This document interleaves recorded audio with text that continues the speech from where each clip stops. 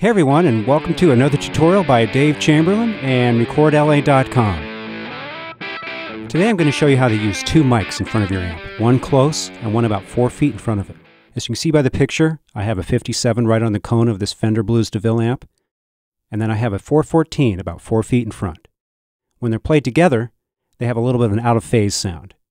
What I'd like to do is make it so that there's no time difference between the two mics, so that when they're played back in my DAW, which in this case is Logic, I'm going to hear them both at the same time, which will give you a thick, punchy sound.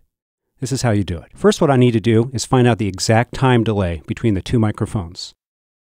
To do this, I'm going to use my trusty full-tone OCD to give me a little bit more signal. I first record enable the two tracks in Logic. I then put my finger on the end of the cable, creating a little static sound.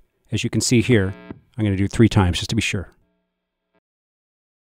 I can now zoom in and find the beginning of each of the tracks.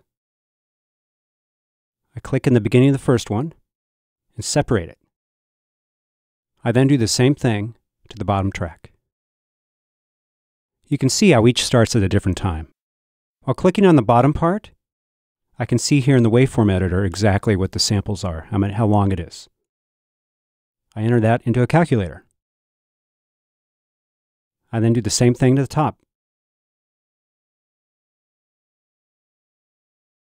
And enter that into my calculator and subtract it from the first one. That gives me 135 samples. That's my delay. Now, I take that number and I enter it into my sample delay plugin, which I've already instantiated, on the first upper track, which is the close 57. And that's what I enter into the sample delay plugin. Here's a couple test chords. The first is with the sample delay initiated. Here's with it off. Now let's record.